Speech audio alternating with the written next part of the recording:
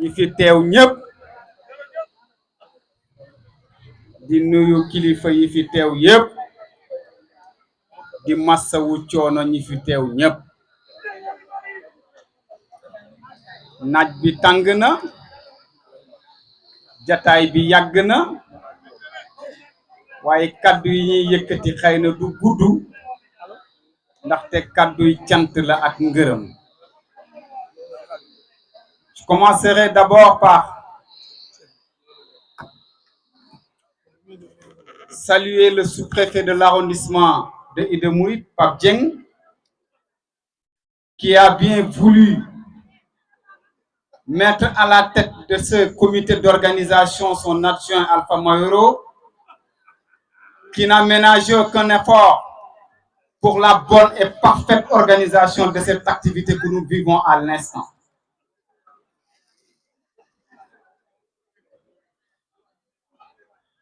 Je remercie également les membres du comité d'organisation de CLD de l'arrondissement.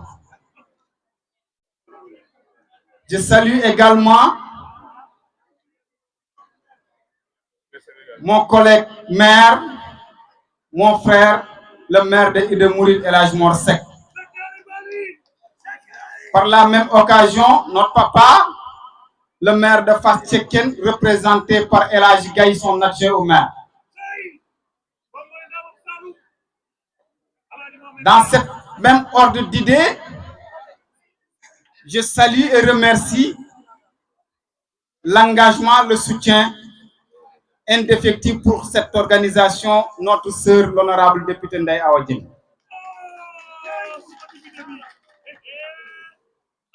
Et je remercie aussi et salue en même temps mon frère, l'honorable El Hadji Babou Khady Dieng. Je salue les forces de défense et de sécurité.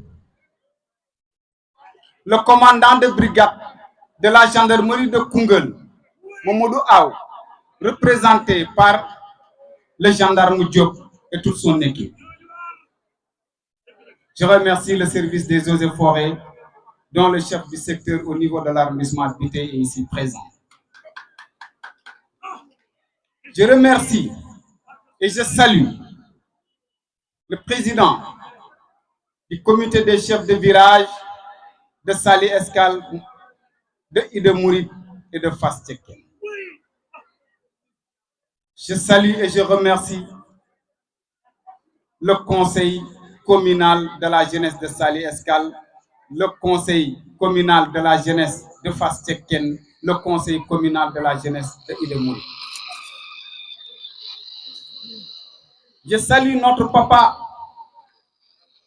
El Hadj Amad Ndaw de Ida Mouride, dont sa présence nous enseigne beaucoup sur sa disponibilité et son intérêt capital pour développer notre arrondissement.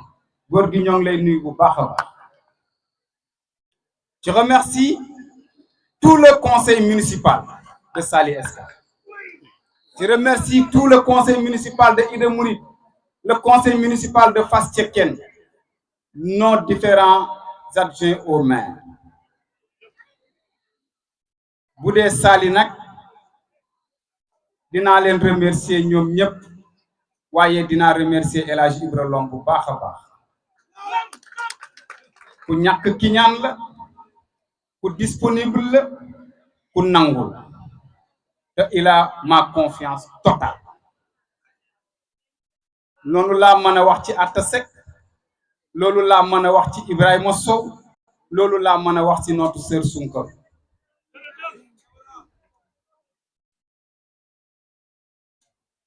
Tey li ñu fi dajale, c'est pour fêter notre indépendance. La 66e édition, placée sous le thème de l'apport et de la présence des forces de défense et de sécurité comme partenaires aux Jeux olympiques de la jeunesse du Sénégal. Une activité phare suivie au plan international, une activité qui va regrouper toute la population sénégalaise en concert avec les forces de défense et de sécurité. Comme l'a si bien dit le président de la République, Bassirou Diomaye Diakhar Faye, hier dans son adresse à la nation, que toutes les dispositions ont été prises et sont en train d'être exécutées des maîtres par les forces de défense et de sécurité, en sécurisant et les sites intérieurs et à l'extérieur de ces sites d'accueil. Le Sénégal, un pays d'hospitalité. Le Sénégal, un pays de teranga. Le Sénégal, où dans chaque famille sénégalaise, tu retrouves un membre des forces de défense et de sécurité. Donc, cette nation que nous avons su bâtir et qui est en train d'être prise en charge par notre génération. Et demain, nous allons rendre compte. Et notre seule mission, c'est de réussir ce legs laissé par nos ancêtres, par nos aïeux. Sunu xel dal na ci ndax c'est un pays où le bon voisinage existe. C'est un pays où le dialogue islamo-chrétien existe. Nous venons de faire la Korité et demain ce sera, après-demain ce sera lundi de Pâques. Donc tey ñi nga xam ne ñoo seq bànqaasi réew mi ñëpp ànd nañ nekk benn. Saly nag ak Ida Mouride ak Fass Cekkeen dañu ne woon nañ tey de sama xel sedd na lool ci organisation waaye lu si bare dañ ko jàng daaw ci Fass Cekkeen xëy na ñu amélioré moo tax mënuñu def lu dul gërëm ñëpp sant ñëpp. Défilé bi nag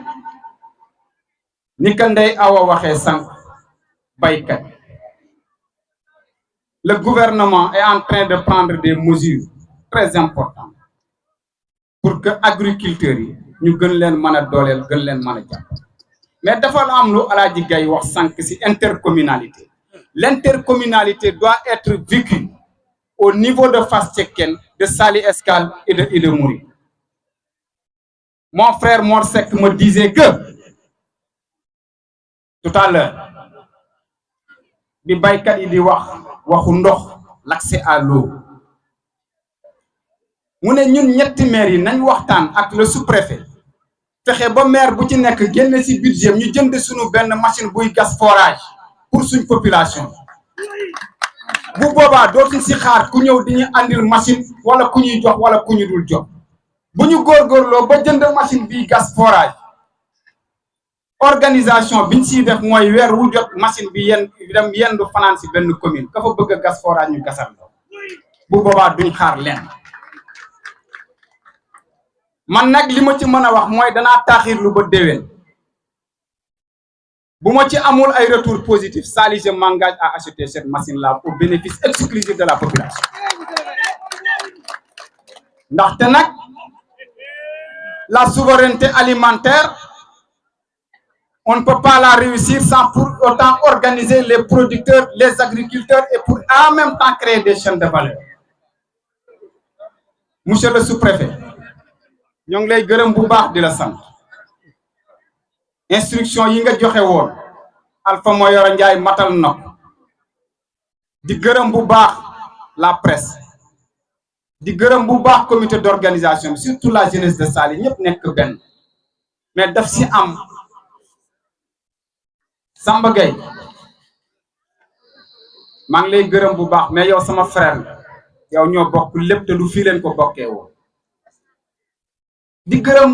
comité d'organisation bi yëpp mais da ngeen def sànq benn action bu ma neex mooy da ngeen rendre hommage da ngeen décerner benn diplôme benn nit boo xam ne naxul ma benn yoon tooñul ma benn yoon foo ko gis muy dox suba ba ngoon jot ci lu jëm ci yittey askan bi képp lay jox muy Alaaji Gaye Diouf ma bëgg ñëpp félicité gërëm ko sant kuy sonn ci yëfi nit ñi tey bu ngeen ko rendre hommage defal ngeen ma lu ma neex mais nag collègue yëpp maa ngi leen di remercier répétition yi yëpp métti woon na principal Sara Diaw sunu mag ren foog naa ne Amath Top président commission éducation ak ñoom lom ñëpp ñi ngi waxtaan pour nu ñu mën a organiser une journée d'excellence journée la boo nga xam ne ñun ak élèves yi ñoo koy seq primé gërëm kañ tagg ña nga xam ne ñoom ñoo si gën a xare mais di gërëm bu baax di sant chef de village dañuy def seen participation bu baax ci bés bi te loolu mënoon na leen ci bañ a fekk di gërëm bu baax amicale des étudiants de Saly dañu def seen effort ba organiser set setal fii président Makam je te remercie très chaleureusement avec votre bureau et tous les étudiants de la commune et de l'arrondissement. Je remercie également li ma wax ci Alaaji Gueye mën naa ko wax ci beneen niveau boo nga xam ne dafay laal arrondissement muy Fafa Mbaye tànqamluwul daray arrondissement démb dañu dajee ma ne ko mais yow Fafa Saly nga dëkk mu ne ma non fas cekkeen laa donc ñoo ngi lay gërëm bu baax Fafa Mbaye di la sant te li ngay def nii ñëpp xam nañ ko waaye doo ñu gën a gore tam loo nekk danañ si fas yéene nekk seeg yow di remercier ERA mais di remercier Corps Africa bu baax a baax monsieur le préfet ay xale yoo xamante ne nii ñi ngi dimbale jigéen ñi si organisation si transformation si lu bare ñoo ngi leen di remercier bu baax a baax di leen gërëm di leen sant rajo Koungheul pareil ñoom aussi lépp lu ñuy def Yopp FM moo ngi nii taxaw vraiment ñun Kokoto info Congo info vraiment borom daara alxuraan yi imaam yi ñëpp ñoo ngi leen di gërëm di leen sant Saly nag lii leen xam ñëpp ànd nekk benn joxante loxo liggéeyal suñu askan maa ngi ciy woowaat ñëpp di ci talalaat loxo ñëpp li ñu yitteel mooy ñu développer Saly li ñu yitteel mooy ñu développer suñu arrondissement li ñu yitteel mooy ñu développer suñu département c'est ça qui nous intéresse c'est ça qui nous fait courir c'est ça qui nous obnubile le développement le devenir de cet arrondissement. Monsieur le préfet, voilà les mots que je voudrais adresser à l'endroit de cette assistance noble, responsable et conscient des enjeux de l'avenir. maa ngi gërëm ñëpp maa ngi leen di sant bu baax a baax